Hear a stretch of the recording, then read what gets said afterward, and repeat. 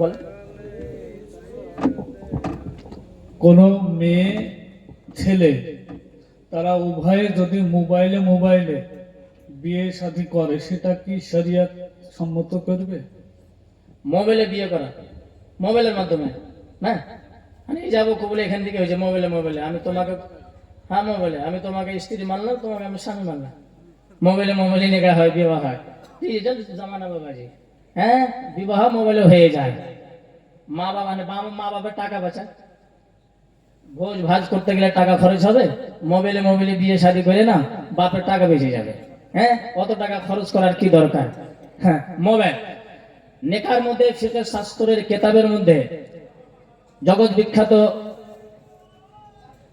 কেতাব ইমাম ইমামের স্বামী রহমতুল্লাহ আলাইহি ফাতাওয়া স্বামীর মধ্যে, আর এই মতনই ফাতাওয়া হিন্দিয়া মানে ফাতাওয়া আলমগিরি আপনার নাম শোনা হবে। সেই ফাতাওয়া আলমগিরির মধ্যে স্পষ্ট মাসলা লেখা আছে যে নেকাহ মানে বিবাহ সহি হওয়ার জন্য জরুরি আর প্রয়োজন কে দুই সাক্ষী দুই নজরের সামনে থাকবে, নজরের সামনে থাকবে, আর সামনে থেকে দুই সাক্ষী ইজাব মানে কাবিল তো কবুল করলাম, স্বামী স্ত্রীকে কবুল করবে আর স্ত্রী স্বামীকে কবুল করবে। এই যে ইজাবে কবুলে যে শব্দের আওয়াজ দুই সাক্ষী নিজের কানে শুনবে, এটা হচ্ছে শর্ত বিবাহ হওয়ার জন্য। কথা বলে বিবাহ হওয়ার জন্য শর্ত, হ্যাঁ সাক্ষী তো থাকবে কিন্তু নজরের সামনে থাকবে। আমি যে দুই কানে যে শুনবে যে ছেলে কবুল ইজাব করলো, মেয়ে কবুল করলো, এই যে শব্দের আওয়াজ কানে আসবে, একদম সামনে থাকা শর্ত। জোরে বলো, সামনে থাকা শর্ত। কেননা আচ্ছা বলেন, আমি আরেকটা উদাহরণ দিয়ে বুঝাই আপনারাকে। মেনে নেন যায়েদ নিজের স্ত্রীকে তালাক দিল, আর ওই জায়গাতে কেউ নাই, শুধু স্বামী স্ত্রী আছে। ঠিক আছে, ঘরের মধ্যে তালাক দিছে,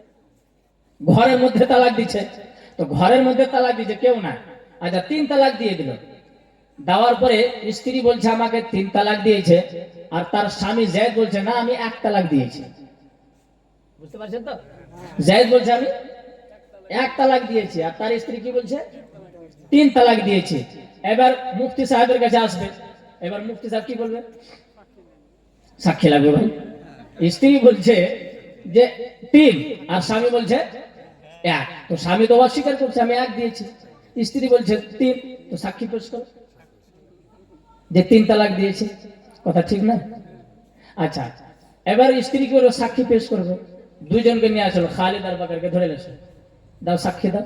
খালিদ আর বাকার তখন সাক্ষী দেওয়ার জন্য উপস্থিত হলো। আচ্ছা সাক্ষীকে তখন জিজ্ঞাসা করা হয় যে তুমি কোন জায়গাতে দাঁড়িয়েছিলে, তুমি কি নিজের চোখের দৃষ্টিতে তুমি দেখেছো যায়েদকে তালাক দিতে? আর যখন তালাক দিয়েছিল যায়েদ তখন কি তুমি ছিলে ওই জায়গাতে? তখন খালিদ আর বাকার বলছেন না আমরা বাইরে ছিলাম, ঘরে বাইরে ছিলাম, আর আওয়াজ পেলাম যে যায়েদ নিজের স্ত্রীকে তালাক দিছে, আওয়াজ শুনলাম, দূর থেকে আওয়াজ শুনলাম। ঠিক আছে, বলেন ওই দুইজনের সাক্ষী চলবে? ওই দুইজনের সাক্ষী চলবে?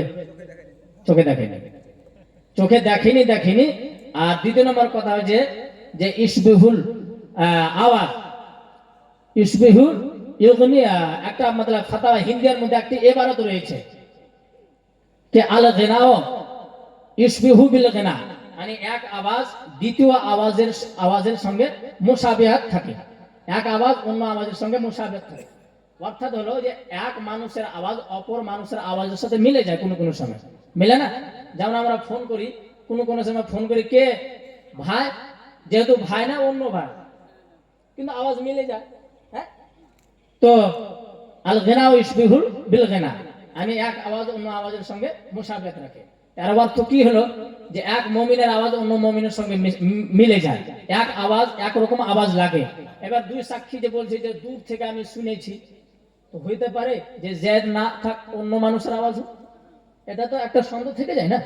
আর পর্দার আড়ালে কিছুই হইতে পারে, যায়েদ না থাকলে আরো কোনো অন্য যায়েদ থাকতে পারে, উমারও থাকতে পারে, একটা সন্দেহ থেকে যায়। আর শরীয়তের নিকটে যার মধ্যে সন্দেহ থাকবে সেই জিনিসকে কবুল করা যায় না।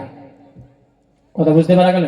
তার জন্য উলামাগণ ফুকাহাগণ লেখেন যে সাক্ষী দেওয়ার জন্য সামনে দেখতে হবে আর নিজের কানে শুনতে হবে, আর নেকাহ বিবাহ সহি হওয়ার জন্য দুই সাক্ষী শোনা হচ্ছে শর্ত। এখানে যে মেয়েটা আছে ঝাড়খণ্ডে, ছেলে আছে এখানে, মোবাইলে যাব কবুল হচ্ছে, সাক্ষী কোথায়? সাক্ষী কোথায়? সাক্ষী তো নাই, দুইজনই যাব কবুল করছে, তো সাক্ষী পাওয়া গেল না। আর বিনা সাক্ষীতে বিবাহ হবে? বিবাহ হবে না। আর দ্বিতীয় নাম্বার প্রশ্ন আর শুনে নেন, এটা আমার পক্ষ থেকে হয়ে গেল। প্রশ্ন যে মেলালের কোন বান্দা যদি দুই সাক্ষীকে নিজের পার্শ্বে রাখে, কথা মনে রাখবে, দুই সাক্ষীকে নিজের পার্শ্বে রাখলো আর এজাব করছে, মেয়েটা ঝাড়খণ্ডে ছেলেটা এখানে, দুই সাক্ষীকে সামনে রেখেছে, ওই এজাব করছে, দুই সাক্ষী কিন্তু শুনছে মাহফিলে, ঠিক আছে? আর মেয়েটা ওখান থেকে কবুল করছে, কবুলের আওয়াজ আসছে আর এই দুই সাক্ষী শুনছে, এই অবস্থায় নেকাহ করা জায়েজ হবে না। কেননা আমি এজাবটা তো শুনলে সামনে, কিন্তু কবুলটা যে কবুলের আওয়াজ আসছে মেয়েটা, সে আওয়াজ তো পর্দার আড়ালেরই আওয়াজ না, হ্যাঁ পর্দার আড়ালের তো আওয়াজ, তার জন্য ওই অবস্থায় ওই বিবাহ হবে না।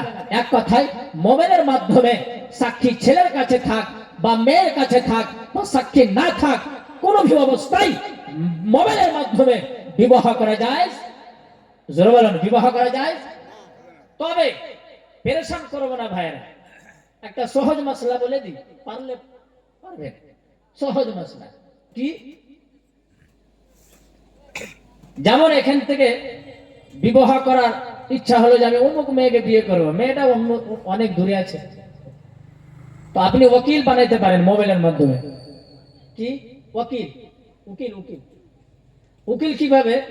এখান থেকে ফোন করে দেন, যে শহরে মেয়েটা আছে ওই শহরে আমার জাননেওয়ালা আছে, আমার ভাই আছে বা আমার কোনো আত্মীয় স্বজনের মধ্যে কেউ আছে, হ্যাঁ, তাকে ফোন করে বললাম ভাই অমুক মেয়ের সঙ্গে আমার বিবাহ হবে, আমি তোমাকে উকিল বানিয়ে দিলাম যে আমার বিবাহ তাই সে মেয়ের সঙ্গে করে থাকো, উকিল বানিয়ে দাও, আর তুমি ওকালত করো ওখানে গিয়ে, আর উকিল হিসাবে আমার বিয়ে করিয়ে দাও। তো মোবাইলের মাধ্যমে উকিল বানানো জায়েজ হবে, মোবাইলের মাধ্যমে উকিল বানানো জায়েজ হবে। উকিল বানিয়ে দিলে এবার উকিল সাহেব আপনার ওকালত করবে আপনার পক্ষ থেকে, বুঝতে পারলেন না? আপনি মুওয়াক্কিল আর উনি উকিল, তো আপনি নিজের মুওয়াক্কিলের উকিল বললো, আর ওই স্টেজে গিয়ে মেয়ের সামনে বিয়ে পড়াইতে পারে যে আমি ওনার পক্ষ থেকে আমি উকিল আর ওয়াকালাত আমি করছি, আর উকিল হিসেবে আমি ইজাব করছি। ওই উকিল ওইখানে ইজাব করবে, ওইখানে দুই সাক্ষীর সামনে কবুল হয়ে যাবে, এই অবস্থায় বিবাহ হয়ে যাবে। জোরে বলুন সুবহানাল্লাহ। এটা হলো সহজ মাসলা, ঠিক আছে? হ্যাঁ, এই মতন আমল করলে জায়েজ হবে, তবে ডাইরেক্ট হবে না। সুবহানাল্লাহ। ওখানে দাও এটা, হ্যাঁ আগে আগে প্রশ্ন হলো, হয়ে গেল, আর কিছু? কিস্তিতে কোনো কিছু কেনা যাবে কি? এটা পড়ো, মাইকটা আপনাকে কেউ কি করতে পারে? কিস্তিতে কোনো কিছু কেনা যাবে কি? হ্যাঁ, কিস্তিতে, কিস্তিতে কোনো भी सामान, ফ্রিজ হোক, গাড়ি হোক, হ্যাঁ ঘোড়া গাড়ি হোক, কুশিবি গাড়ি হোক, অনেক এই জামানাতে অনেক জিনিস সামান পাওয়া যায় কিস্তিতে। কিস্তির অর্থ কি বুঝেন? কিস্তির অর্থ হলো যেমন একটা সামান আপনি নিবেন, নগদ নিতে যাবেন, হ্যাঁ, তো 10,000 টাকা লাগবে, ঠিক আছে? আর ওই সামানটা যখন কিস্তির উপরে যখন আপনি উঠেছেন, তখন ওই মোবাইলের দাম কত হয়ে যাচ্ছে? 15 হয়ে যাচ্ছে, নাহলে 12 হয়ে যাচ্ছে, বেড়ে যায়, এটা না? কিস্তি কাকে বলে? উধার। কিস্তি কাকে বলে? উধার, মানে ধার। আমরা ঝাড়খণ্ডী ভাষাতে, আমরা উর্দু ভাষাতে উধার বলি, বাঙালি কি বলে? ধার। তো ধারে যে সামানটা খরিদ করা হয়, নগদ নিতে গেলে 10,000, আর ধারে যদি আমি খরিদ করি, আজকে পয়সা নাই, আমি 1 বছর পর, নালে 1-2 মাস পর, 6 মাস পর আমি টাকা দিয়ে দেব, এটা হলো ধার। তো ধারের উপরে যে সামানটা খরিদ করা হয় ওটা কি বলা হয়? কিস্ত। বুঝতে পারা গেল? আচ্ছা, এবার এখানে কিস্ত কি হিসাবে ফিট হয়? যে তুমি নগদ নিলে 10, এবার তুমি যখন ধার নিবে আর আমাকে 6 মাস পর, 3 মাস পর তুমি টাকা দিবে, আমি দাম বেশি দেব, তখন ওই সামানটার দাম বেড়ে যায়, তখন ও 12,000 টাকা ধরে। তখন ওই 15,000 টাকা দাম ধরে, ঠিক নাই? তো নগদ নিতে গেলে 10,000 আর কিস্তির উপর নিতে গেলে 15,000। তো এই যে 5,000 টাকা বাড়লো ধারের উপরে খরিদ করার জন্য, ধারের উপরে খরিদ করার জন্য। আর ওলামাগণ ফুকাহাগণ যেমন মুফতি জালালউদ্দিন আহমদ আমজাদি রহমাতুল্লাহ আলাইহি অনেক ফিকহ শাস্ত্রের কিতাবের হাওয়ালা দিয়ে ফতোয়া ফয়জুর রাসূলের মধ্যে এই মাসলাটাকে লিপিবদ্ধ করেছেন। আর অনেক মুফতিয়ানগণ লিখেছেন কে নগদ মাল খরিদ করতে গেলে কম টাকা লাগে, অল্প টাকা লাগে। আর উধার যদি খরিদ করা হয়, ধারের উপরে যদি খরিদ করা হয় তাহলে বেশি টাকা লাগে। এটা কি জায়েজ? তিনারা লিখেছেন জায়েজ। জোরে বলুন সুবহানাল্লাহ। এটা কি জায়েজ? মানে ধারে খরিদ করলে বেশি টাকা আর নগদ খরিদ করলে অল্প টাকা, এইভাবে খরিদ ফরোখত করা, মানে খরিদ করা বিক্রি করা জায়েজ। আগে 2 নম্বর প্রশ্ন হলো সুদ ভিত্তিক যে লোন ব্যবস্থা আমাদের পশ্চিমবঙ্গ জুড়ে আছে, যেমন ধরেন বন্ধন থেকে আরো অনেক কিছু আছে, এগুলো কি নেওয়া যাবে? লোনের মাধ্যমে লোন নেওয়া, যেমন ব্যবসা করবে টাকা না, কি ব্যবসা করবে লক্ষ 10 লক্ষ টাকা 20 লক্ষ টাকা লাগবে, কত টাকা তো নাই, তখন কি করবে ওই ব্যাংক থেকে লোন নিয়ে নেয় 10 লক্ষ টাকা। এবার কি লাগে ধীরে ধীরে ধীরে টাকা আদায় করে, কিন্তু কি হওয়াতে বেশি টাকা লাগে। মানে 10 লক্ষ টাকা যে আমি নিব ব্যাংক থেকে, আমাকে দিতে হবে কমসে কম 11 লাখ, নাহলে কমসে কম কিছু বেশি তো দিতেই হবে, হ্যাঁ বাড়তি আমাকে দিতে হয়। বুঝতে পারলে? আচ্ছা, এই জামানাতে এখন বর্তমানে আমাদের হিন্দুস্তানে যে হুকুমত সরকার আর ব্যাংকের যে মালিক তারা হলো গায়র মুসলিম। কি কথা বলে? গায়র মুসলিম। আর কাফির 3 প্রকারের হয়। কয় রকম হয়? 3 প্রকারের হয়। কাফিরে হারবি, কাফিরে জিম্মি, কাফিরে মুস্তামিন। তো কাফিরে হারবি হোক, কাফিরে হারবি এই মতন কাফিরকে ফায়দা পৌঁছানো জায়েজ না, কাফিরদেরকে ফায়দা পৌঁছানো জায়েজ নাই। বিনা প্রয়োজনে বিনা দরকারে আপনি ফায়দা পৌঁছেছেন, নাও ফায়দা উঠাও, ফায়দা হাসিল করো, জায়েজ না। কথা বুঝতে পারা গেল? তার জন্য আমি যখন লোন নিব লক্ষ টাকা লক্ষ লক্ষ টাকা, আমাকে কিছু টাকা যে বেশি দিতে হবে, এই টাকার মাধ্যমে সেই গায়র মুসলিমকে ফায়দা উঠাবে না, ফায়দা উঠায়। বোঝা গেল যে আমাদের মাধ্যমে তারা ফায়দা উঠাইছে, দিছে 1 লক্ষ টাকা, নিচে 1.5 লক্ষ টাকা, দিছে 10 লক্ষ টাকা, নিচে 11 লক্ষ টাকা, ফায়দা উঠেছে। আর এই মতন ফায়দা দেওয়া জায়েজ নয়। তার জন্য বিনা প্রয়োজনে বিনা দরকারে বিনা মজবুরিতে বিনা জরুরতে লোন নেওয়া, সুদের উপরে লোন নেওয়া জায়েজ নয়। কথা বুঝতে পারা গেল? আচ্ছা, এবারে এর মধ্যে একটা কারণ আছে, কারণবশত। যেমন কি যে বলে দিই, যারা ব্যবসা করে, বড় বড় ব্যবসা করে, করোড় করোড় আরব খরব টাকার ব্যবসা করে, তারা যদি লোন না নেয় তাহলে তাদের উপরে এমন ভাবে ট্যাক্স ঠকবে না সরকার, যা যতটা আসবে তার ডাবল নিয়ে নেবে, ফকির হয়ে যাবে, ব্যবসা বন্ধ হয়ে যাবে। তখন কি করে যে সরকার থেকে ব্যাংক থেকে টাকা নাও লোনের উপরে, যাতে করে যেন আমরা বাঁচতে পারি। বুঝতে পারা গেল? তো কোন কারণবশত নিজের তখন ওই সময় আমাদের ফায়দা হলো। কথা বুঝতে পারা গেল? তখন ফায়দা মুসলিমের হবে, ওদের নয়। আর মুসলিমের ফায়দার জন্য জায়েজ হবে। জোরে বলুন সুবহানাল্লাহ। বুঝতে পারা গেল? এবার বলে 10 লক্ষ টাকা যদি আমি উঠাই ব্যাংক থেকে, আমি ওই 10 লক্ষ টাকা লাগাবো ব্যবসাতে, আমি 20 লক্ষ টাকা কামাবো, বা 50 লক্ষ টাকা কামাবো, বা 1 করোড় টাকা কামাবো। তো 10 লক্ষ টাকা নিয়ে আমি যদি 1 করোড় টাকা যদি আমি লাভ করি, ফায়দা আমাদের হবে, ফায়দা আমারও হবে। এই অবস্থায় ব্যবসা বড় আছে, আমি যদি 10 লক্ষ টাকা নিই, আর আমি জানছি আমার চিন্তা ভাবনা যতটা 90% চিন্তা ভাবনা এটাই, আমি যদি 10 লক্ষ টাকা লাগে আমি 1 করোড় টাকা কামাবো, নাহলে কমসে কম তার দুগুণই আমি কামাবো, বেশি কামাবো, যাতে করে যতটা আমি সরকারকে দিব, যতটা আমি ব্যাংকওয়ালাকে দিব, দেওয়ার পরেও আমার ফায়দাই থাকবে, আমার লোকসান হবে না। এই অবস্থায় লোন নেওয়া যায়। জোরে বলুন সুবহানাল্লাহ। এছাড়া বিনা প্রয়োজনে বিনা দরকারে লোন নেওয়া যায় নয়, কেননা সুদ দিতে হয়, টাকা বেশি দিতে হয়, তার জন্য জায়েজ নয়। আগে তারপরে প্রশ্ন হলো টাকার বিনিময়ে জমি কোর্টে নেওয়া বা বন্ধক নেওয়া জায়েজ হবে কি? খোলাসা করে মাতলাব বয়ান করে। মানে আমি একজনকে টাকা দিলাম, যে জমি উনি আমাকে ধরুন 1 বিঘা জমি আমাকে মানে খেটে দিল, হ্যাঁ, সেই জমিটা এবার যতদিন না তাকে ওই টাকাটা পরিশোধ না করছি ততদিন আমি ওই জমিটা উনার আমি ফসল আবাদ করব। ফ্রিতে লাভ, ফ্রির মাল, হ্যাঁ, ফ্রির মাল। আর ফ্রির মাল পেলে কেউ ছাড়বে? কেউ ছাড়বে না। 50 লক্ষ টাকা দিল আর 1 বিঘা জমি নিল, নাকি? এবার টাকা নিয়েছিস তো ফয়দা তো উঠাতে হবে। ইয়ানি এখান থেকে বোঝা যাচ্ছে যে মুসলমানের ঈমান কত কমজোর হয়েছে আর মুসলমানের ঈমান কত দুর্বল হয়ে গেছে। ফ্রিতে মানুষের উপরে এহসান করতে চায় না, মানুষের সাহায্য করতে চায় না। কি সাহায্য করলে বদলে টাকা দিবে? কথা বলে। আর যেটাকে ধার বলি আমরা, কার্জ, আরবি শব্দটা আছে আল কার্জ। কার্জের উর্দু উধার, বাংলাতে ধার বলে। এই যে আমরা ধার দিই না বাবাজি, অমুক জায়গায় চলে আসলো, ভাই অনেক জরুরত প্রয়োজন আছে, আমাকে 10,000 টাকা দেন তো।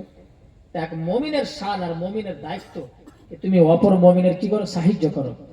কেউ যদি পেরেশান থাকে তাহলে তুমি সাহায্য করো। তো সাহায্য করা হচ্ছে একটা এহসান, আর এহসান করা হচ্ছে আমার নবী পাক সাল্লাল্লাহু আলাইহি ওয়াসাল্লামের সুন্নাত। জোরে বলুন সুবহানাল্লাহ। আমার নবী পাকের সুন্নাত। আর এহসানের কোনো বদল হয় না, এহসানের কোনো বদল হয় না। এহসান যদি বদলের উপরে এহসান করে তো এহসানই হলো না। তো কার্জ যে লেনদেন হয়, উধার ধার দেওয়া হয়, এটা এহসানের জন্য, এটা উপকার হয়, উপকারের ক্ষেত্রে, সাহায্যের ক্ষেত্রে দেওয়া হয়। কোনো বদলে সাহায্য করা যায় না, বদলে সাহায্য হয় না। এটা মুসলমানের শান নয়। কিন্তু আমাদের ঈমান হয়ে গেছে দুর্বল, আমাদের ইসলাম হয়ে গেছে কমজোর, আমাদের আমল এত কমজোর হয়ে গেছে যে আমরা অপর মুমিনের উপরে অপর মুমিনের মদদ করতে চাই না, সাহায্য করতে চাই না। তার জন্য এই যে 50,000 টাকা দিয়ে 1 বিঘা জমি নেয়, আর জমি নিয়ে যতদিন টাকা তার কাছে থাকবে অতদিন জমিন থেকে ফায়দা উঠবে। হ্যাঁ? এই ফায়দাটার দাম কি দিবে ওই? না, ওই যখন 50,000 টাকা যখন ফিরিয়ে দিবে তো 50,000 টাকাই দিবে। আর এতদিন যে ধান গম খেলো, ওর দাম কই? ওর দাম কই? ওর দাম নাই, ওর কোনো বদল নাই। ওর দাম কি? এই তো 50,000 আপনাকে দিয়েছে, আপনার সাহায্য করেছে, আপনার মাদাত করেছে, তার বদলে ও ধান গম খেয়েছে। এটাই হলো সুদ, একে রেবা বলা হয়। আর আমার নবী পাক বলেছেন, আলা হযরত রাদিয়াল্লাহু তাআলা আনহু ফাতাওয়া রাজভিয়ার মধ্যে আর হাদিস থেকে প্রমাণ করেছেন, আলা হযরত রাদিয়াল্লাহু তাআলা আনহু কুল্লু কারজিন দাররা মানফাআতান ফাহুয়া রিবা। যেই কার্জ, যেই ধার কোন জিনিসের বদলে দেওয়া হবে সেটা হলো রেবা, ফায়দাটা হলো রেবা। রেবার অর্থ হলো সুদ। আর ধর্ম ইসলামের মধ্যে সুদ হচ্ছে হারাম। জোরে বলুন সুবহানাল্লাহ। এটা হলো সুদ, এটাও কি? সুদ। তো টাকার বদলে জমিন দেওয়া, টাকার বদলে জমিন দেওয়া, আর যতদিন টাকা না আদায় করবে ততদিন পর্যন্ত ওর জমিন থেকে ফায়দা ওঠা, গম হোক ধান হোক যে কোনো ফসল হোক, উঠা যাবে না। টাকা দিয়েছ, সাহায্য করেছ, জমিন রাখা যাবে, শুধু রাখো, জমিটা শুধু রাখো, ফায়দা উঠাইও না, নাহলে যাই যাবে না। আগে বলে। তারপরে প্রশ্ন হলো, ব্যাংকে বেশি পরিমাণে আমি টাকা রাখলাম, রাখার পরে অতিরিক্ত যে টাকাটা হয় ইন্টারেস্ট হিসাবে, ওই টাকাটা মূল টাকা থেকে অতিরিক্ত টাকাটা কি গ্রহণ করা যাবে? এখন বর্তমানে আমাদের, আমি আর আগে বললাম যে এই হিন্দুস্তানের মাটিতে যে কাফির মানে গায়র মুসলিম 3 প্রকারের হয়, কাফিরে হারবি, কাফিরে জিম্মি, কাফিরে মুস্তাআমিন। তো আমাদের হিন্দুস্তানে যে হুকুমত সরকার, এরা হলো হারবি। এরা কি হলো? হারবি, কাফিরে হারবি। আর আমার নবী পাক সাল্লাল্লাহু আলাইহি সাল্লামের হাদিস, যে হাদিস থেকে ইমামে আযম আবু হানিফা আলী রাহমাতুল্লাহি রিজওয়ান মাসলাক প্রমাণ করেছেন। আমার নবী পাক বলেন, লা রিবা বাইনাল মুসলিমে ওয়াল হারবি। আমার নবী পাক বলেন, কাফিরে হারবি আর মুসলমানের মধ্যে কোনো সুদ নাই। জোরে বলেন সুবহানাল্লাহ। মানে মুসলমান আর কাফিরা হারবির মধ্যে কোনো সুদ হয় না, সুদ হয় না। তো এখানকার হিন্দুস্তানের ব্যাংকের মালিক হচ্ছে গায়র মুসলিম, যারা কাফিরে হারবি।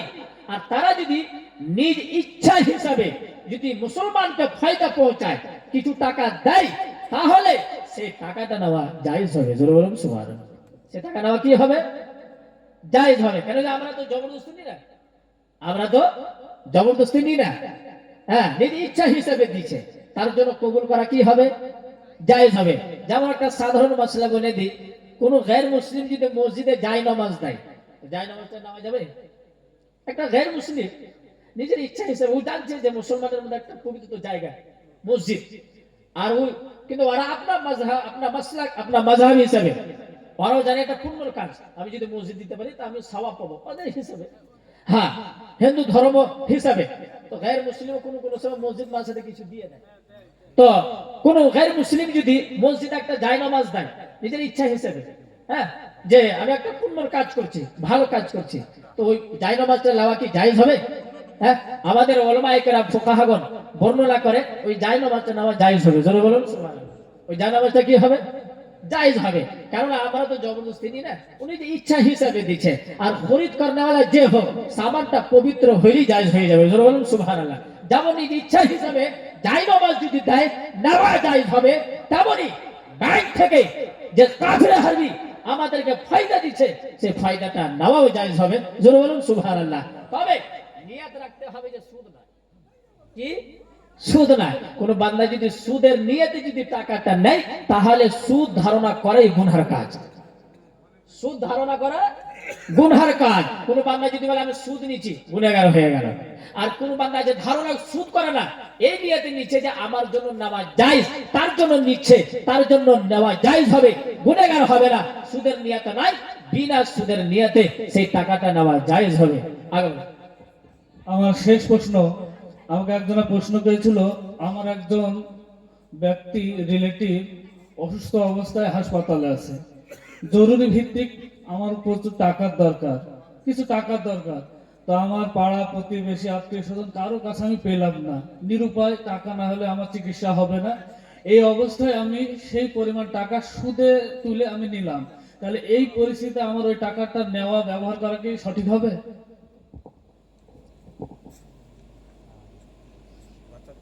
সুদ নেওয়া ধর্ম ইসলামের মধ্যে হারাম, সবাই জানে নাকি? সবাই জানছে যে সুদ হারাম, সুদ নেওয়া জায়েজ না। তবে যে হিসাবে আপনাদের ইমাম সাহেব প্রশ্ন করেছেন যে টাকাটা যদি আমি না নিই আর ডক্টরকে যদি টাকাটা না দিই, তাহলে এলাজ হবে না, আর এলাজ না হলে মারা যাবে নাকি? হ্যাঁ, মারা যাবে। এবার আমাকে যদি নিজের ছেলেকে জিন্দা রাখার যদি আমার ইচ্ছা থাকে, তাহলে আমাকে টাকা তো ধার নিতেই হবে নাকি? টাকা নিতেই হবে। তো এই বিষয়ে দেখেন, দিন আমাদের ধর্ম ইসলাম হচ্ছে সহজ মাসলা আর সহজ ধর্ম, বুঝতে পারলেন না? এই মাসলাকে কঠিন করে কারণ বশত ফির মাসলাকে সহজ করে দেয়, হ্যাঁ, সহজ করে দেয়, আর মুসলমানকে অত পেরেশান করেননি। তো আমাদের ধর্ম ইসলামের মধ্যে সুদ নেওয়া জায়েজ না জায়েজ, হারাম হারাম হারাম, সবাই জানে। তবে একটা কিতাবের আমি হাওয়ালা দিই, যে কিতাবটা মুফতি ক্লাসে পড়া হয়, যে ছাত্ররা মুফতিতে পড়ে, কথা বুঝতে পারলেন না? যেটা মুফতিতে পড়ে, তো মুফতি ক্লাসে আলহামদুলিল্লাহ আমি মুফতি পড়াই, আমি মাদ্রাসার শিক্ষক, এটা ধারণা করবে না আমি শুধু বক্তা, আমি মাদ্রাসাতে পড়াই। হ্যাঁ, আর আমিও মুফতি ক্লাসের ছেলেকে শিক্ষা দিই। তো আমিও এই কিতাবটা পড়াই। তো কিতাব একটা পড়া হয় মুফতি ক্লাসে, আল আসবাহ ওয়ান নাযাইর, যে কিতাবটা না পড়লে মুফতির ডিগ্রি দেওয়া হয় না, যে কিতাবটা না পড়লে মুফতির ডিগ্রি দেওয়া হয় না। আমরাও পড়েছি, তারপরে ডিগ্রি অর্জন করেছি, আর আমিও যাকে দিছি ওই কিতাবটা পড়াচ্ছি, তারপরে ডিগ্রি দিই মুফতির। হ্যাঁ, তো কিতাবের নাম হচ্ছে আল আসবাহ ওয়ান নাযাইর। সেই কিতাবের মধ্যে আল্লামা ইবনে নজাম মিসরি রাহমাতুল্লাহ আলাইহি একটা মাসলা লিপিবদ্ধ করেছেন। সেই কিতাবের মধ্যে কে সুদ নেওয়া না জায়েজ, তবে যদি প্রয়োজন হয়, দরকার হয়, যেমন হযরত বললেন যে টাকাটা যদি না নিচ্ছি তো আমার ছেলের জান চলে যাবে বা আমারই জান চলে যাবে, জান বাঁচাতে গেলে নিতেই হবে। আর কোনো বান্দা ধার দেয় না, বিনা সুদ ছাড়া টাকা দেয় না, এই অবস্থায় সুদের উপরে টাকা নিয়ে জান বাঁচা জায়েজ আছে, জায়েজ আছে, জায়েজ আছে। তবে সুদের উপরে টাকা লেনেওয়ালা গুনাহগার হবে না, কিন্তু এক মজবুর বান্দা, মজবুর আছে বান্দা, পেরেশান আছে, তার পেরেশানিকে দেখার পরও যদি ওই সাহায্য না করে সুদের উপরে টাকা দেয়, সুদের উপরে টাকা দেনেওয়ালা গুনহেগার হবে। সুদের উপরে টাকা দেনেওয়ালা গুনহেগার হবে, কিন্তু লেনেওয়ালা গুনহেগার হবে না, কেননা ওই মজবুরিতে নিচে। চলেন আর কিছু। আলহামদুলিল্লাহ, মাশাআল্লাহ, অনেক সময় হয়ে গেল। হ্যাঁ, রাত 1টা হয়ে গেল। 11টা থেকে সম্ভবত ওয়াজ শুরু হয়েছে, 2 ঘন্টা বক্তব্য হলো, ওয়াজ হলো। আলহামদুলিল্লাহ, মাশাআল্লাহ, আপনারা দোয়া করবেন যেন এই মতনই দিনের সুন্নিয়তের কাজ করতে পারি, আর মানুষের ইমানের আমলের ইসলাহ যেন করতে পারি। আমা আলাইনা ইল্লাল বালাগুল মুবিন। একবার দুরূদ পাঠ করেন, একবার দুরূদ পাঠ করেন, তারপরে আল্লাহুম্মা পড়েন তো। মাওলানা মুহাম্মদ সাল্লাল্লাহু আলা মুহাম্মাদিন সাল্লাল্লাহু আলা মুহাম্মদ, হরদম ज़बान से निकालो